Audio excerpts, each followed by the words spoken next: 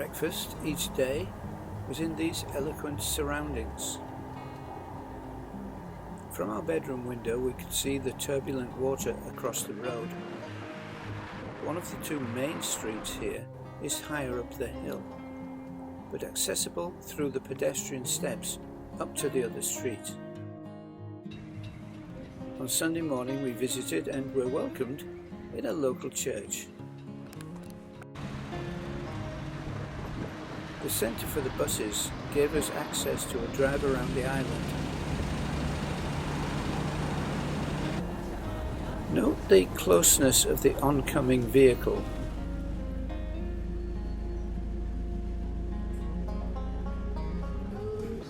Alternatively, we could take the train.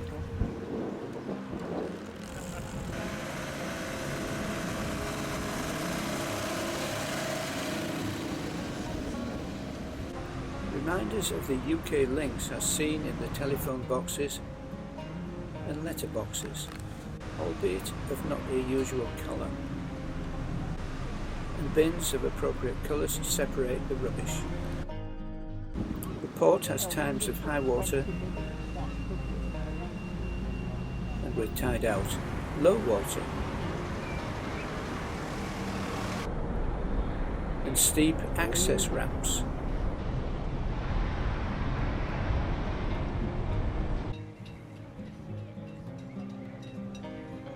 Castle Cornet originated in 1204, and with many changes of ownership and control was handed to the islanders by King George VI in 1947.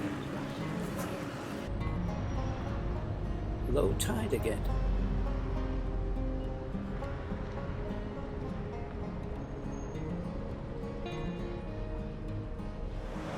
We took the boat to Herm.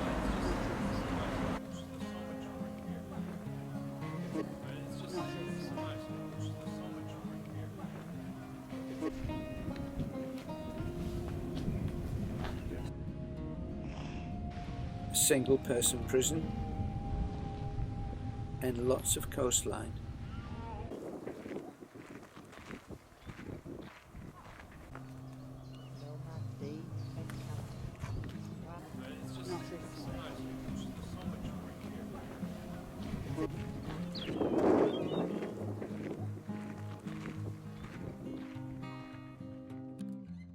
Back on the main island,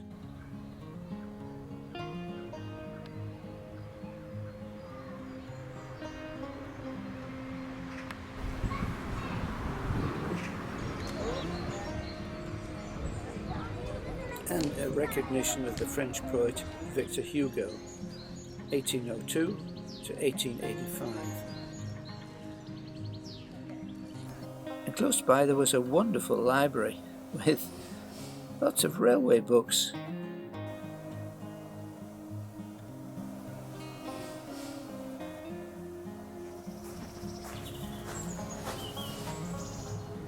This is the entrance to the German underground prison and hospital.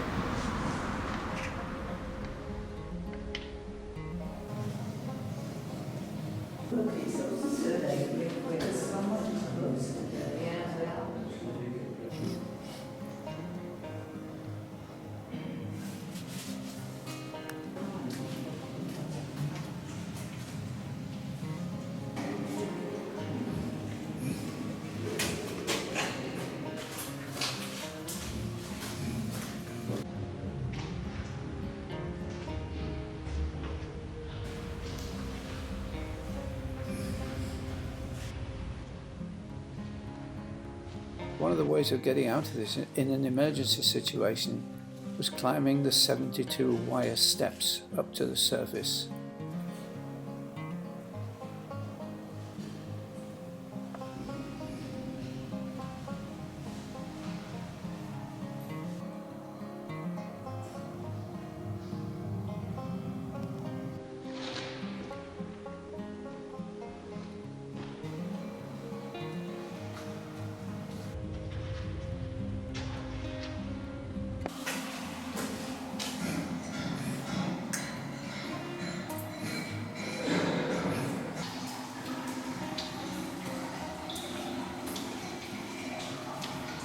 There are some areas for hospital beds.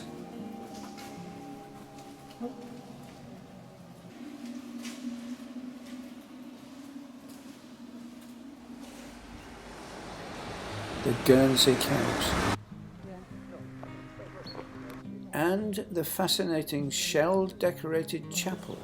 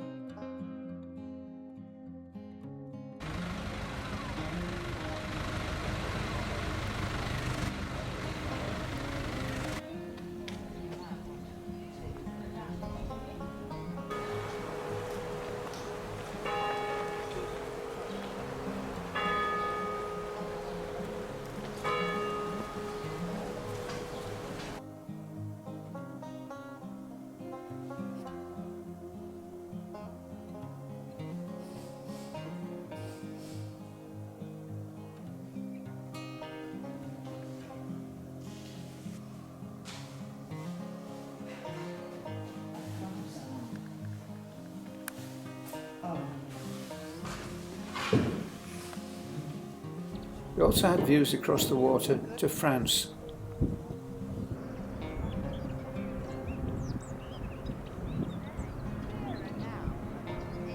And a pleasurable trip around the island with this horse and carriage.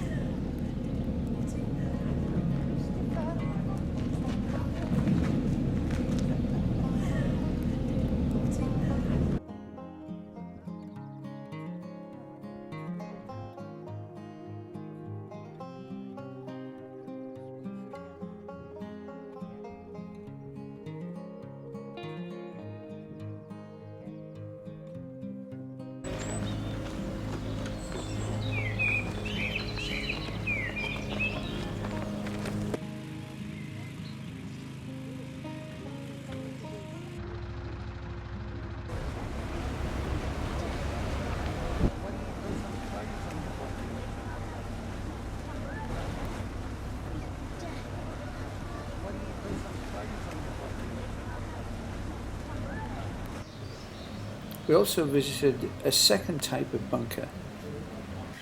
This was built for communication and to do the coding and decoding of messages back and forth. The models represent each step in the coding and decoding process, as well as communication. Beyond the electronics was the personal needs of the staff that were working underground.